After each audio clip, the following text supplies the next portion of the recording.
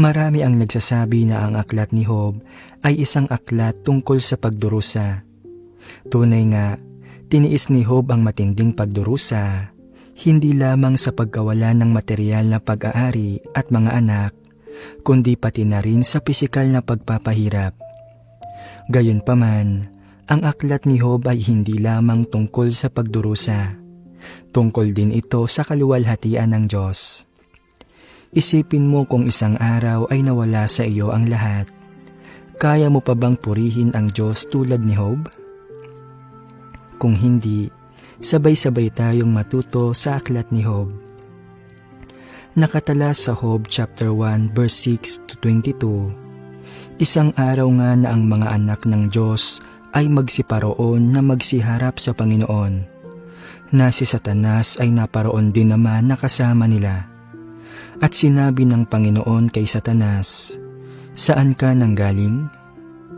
Nang magkagayoy sumagot si Satanas sa Panginoon at nagsabi, "Sa pagpaparoot parito sa lupa at sa pagmamanhik manaog doon." At sinabi ng Panginoon kay Satanas, "Iyo bang pinansin ang aking lingkod na si Job? Sapagkat walang gaya niya sa lupa, nasakdal at matuwid na lalaki, na natatakot sa Diyos at humihiwalay sa kasamaan." Nang magkagayoy sumagot si Satanas sa Panginoon at nagsabi, "Natatakot ba ng walang kabuluhan si Job sa Diyos? Hindi mo ba kinulong siya at ang kanyang sambahayan at ang lahat niyang tinatangkilik sa bawat dako? Iyong pinagpala ang gawa ng kanyang mga kamay, at ang kanyang pag-aari ay dumami sa lupain. Ngunit pagbuhatan mo siya ng iyong kamay ngayon, at galawin mo ang lahat niyang tinatangkilik, at itatakwil ka niya ng mukhaan." At sinabi ng Panginoon kay Satanas, "Narito, lahat niyang tinatangkilik ay nangasa iyong kapangyarihan. Siya lamang ang huwag mong pagbuhatan ng iyong kamay." Sa gayoy lumabas si Satanas na mula sa harapan ng Panginoon. At nangyari isang araw, nang ang kanyang mga anak na lalaki at babae ay nagsisikain at nagsisiinom ng alak sa bahay ng kanilang kapatid na panganay. Nang dumating ang isang sugo kay Job at nagsabi, "Ang mga baka ay nagsisipag-araro, at ang mga asno ay nagsisisabsab sa siping nila." At dinaluhong ng mga sabeyo at pinagdadala, oo, kanilang pinatay ng talim ng tabak ang mga bataan. At ako lamang ang nakatanang mag-isa upang magsaysay sa iyo. Samantalang siya'y nagsasalita pa, ay dumating naman ang iba pa, at nagsabi, "Ang apoy ng Diyos ay nalaglag mula sa langit, at sinunog ang mga tupa, at ang mga bataan, at pinagsupok. At ako lamang ang nakatanang mag-isa upang magsaysay sa iyo."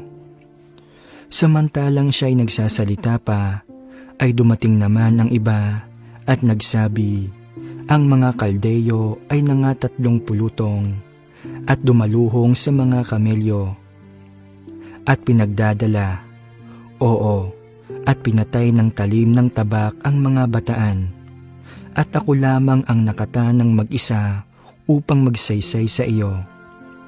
Samantalang siya'y nagsasalita pa, ay dumating naman ang iba at nagsabi, "Ang iyong mga anak na lalaki at babae ay nagsisikain at nagsisiinom ng alak sa bahay ng kanilang kapatid na panganay. At narito, dumating ang malakas na hangin na mula sa ilang at hinampas ang 4 na sulok ng bahay at lumagpak sa mga bintana at sila'y nangamatay. At ako lamang ang nakatanang mag-isa upang magsaysay sa iyo." Nang magkagayoy bumangon si Job at hinapak ang kanyang balabal at inahitan ang kanyang ulo at nagpatira pa sa lupa at sumamba. Ang sinabi niya, "Hubad akong lumabas sa bahay bata ng aking ina, at hubad na babalik ako roon. Ang Panginoon ang nagbigay, at ang Panginoon ang nag-alis. Purihin ang pangalan ng Panginoon. Sa lahat ng ito ay hindi nagkasala si Job, ni inarimang mangmang ang Diyos. Mula kay Job, nalaman natin kung ano ang ibig sabihin ng pagkatakot sa Diyos at pag-iwas sa kasamaan.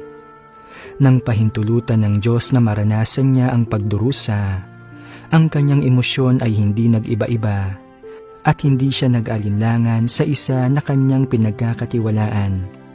Kahit na nadurog ang kanyang puso sa mga pangyayari sa kanyang paligid, nanatili siyang matatag sa kanyang pananampalataya. Maraming tao, kapag nahaharap sa kahirapan, ay nagkikimkim ng galit sa Diyos.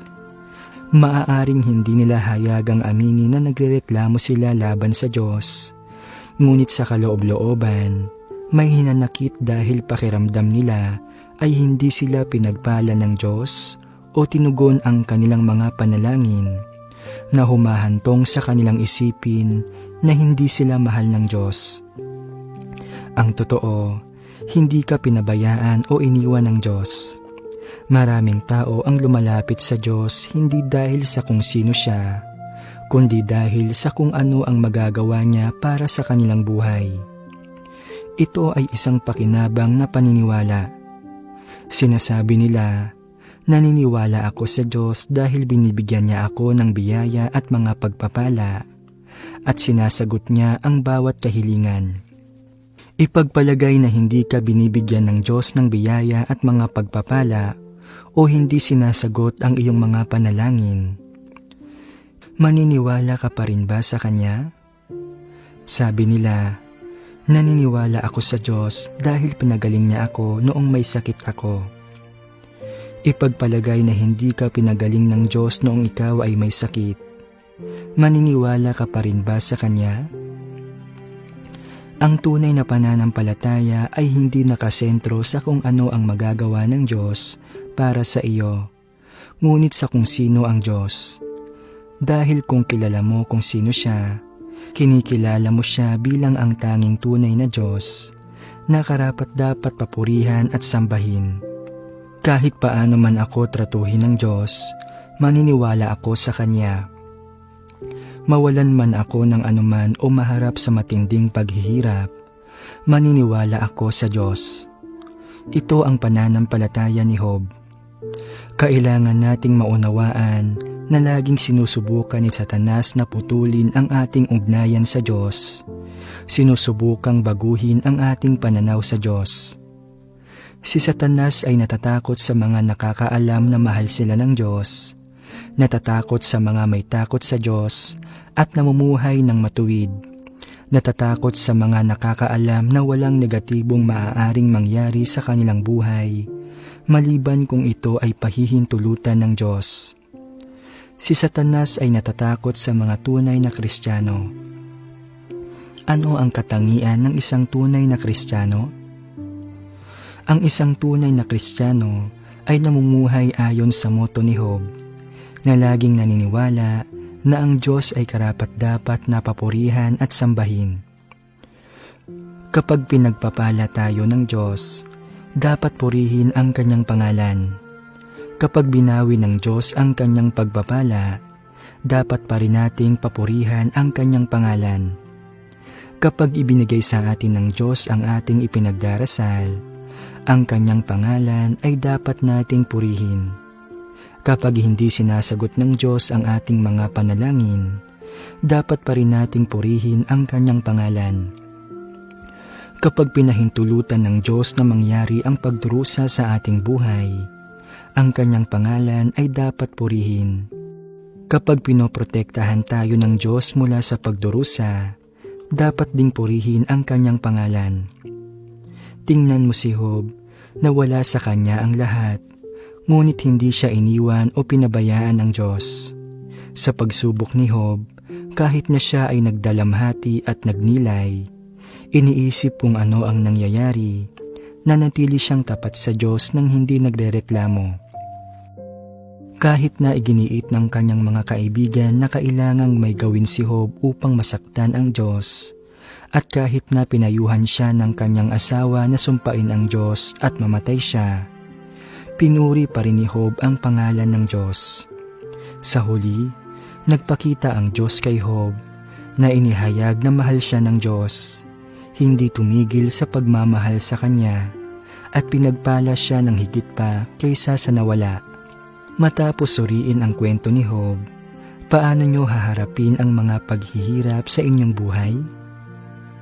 Huwag mag-atubiling ibahagi ang inyong mga saloobin sa mga komento sa ibaba.